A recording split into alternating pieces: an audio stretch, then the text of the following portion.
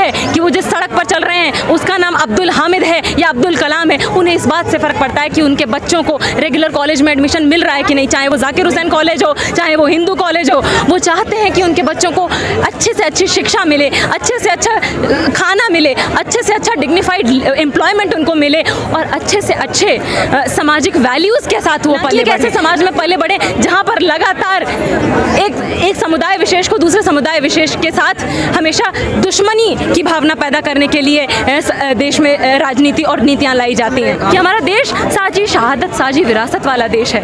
ये हज़रत मोहानी का भी देश है, ये अशफाकुल्लाह खां का भी देश है, ये चंद्रशेखर आज़ाद का भी देश है, भगत सिंह का भी है, गांधी जी का भी है, फातिमा शेख और सावित्रीबाई फूले का देश है। ये यहाँ पर जो कुछ विशेषाधिकार जमाए हुए सत्ता में बैठे हुए उन्हें लग रहा है कि उनके पिताजी का देश है, तो ऐसा नहीं है। ये पिताजी का देश है तो ऐसा नहीं है, ये सभी का देश है और ये जनता के हिसाब से चलेगा। बता देते हैं, लोकतंत्र में जब अधिकारों पर लोगों के अधिकारों पर हनन होना शुरू होता है ना, तो आप अगर सबके लिए समान अधिकारों के संघर्ष में साथ नहीं आएंगे तो आपको पता नहीं चलेगा कि कब आप जिसको अपना विशेषाधिकार मानकर बैठे हुए हो कब आपसे आपकी आंखों के सामने छीन लिया जाएगा, आप नहीं जान पाएंगे।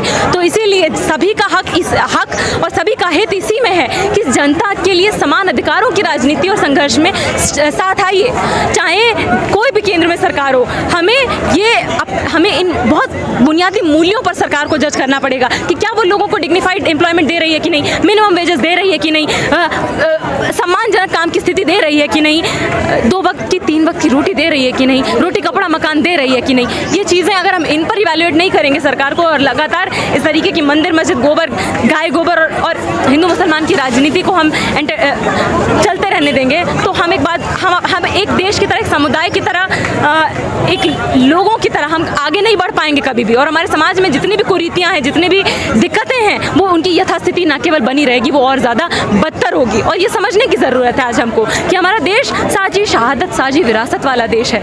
ये हज़रत मोहानी का भी देश है, ये अशफाकुल्लाह खां का भी देश है, ये चंद्रशेखर आज़ाद का भी देश है, भगत सिंह का भी है, गांधी जी का भी है, फातिमा शेख और सावित्रीबाई फूले का देश है। ये यहाँ पर जो कुछ विशेषाधिकार जमाए हुए सत्ता में बैठे हुए उन्हें लग रहा है कि उनके पिताजी का देश है, तो ऐसा नहीं है। ये सभी का देश है और ये जनता के हिसाब से चलेगा।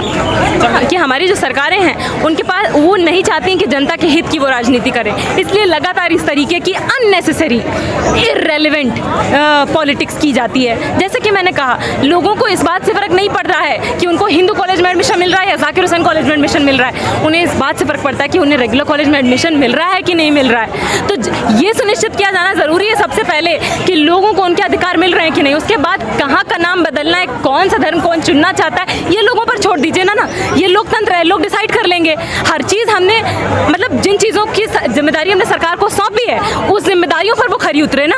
ये फालतू की राजनीति हम अपने समाज में बर्दाश्त नहीं करेंगे और ये फालतू नहीं है, ये हमारे लोकतंत्र के ऊपर प्रहार है, हमारी आवाज़ों पर प्रहार है, हमारे अधिकारों पर प्रहार है और ये प्रहार जनता बर्दाश्त नहीं करेगी।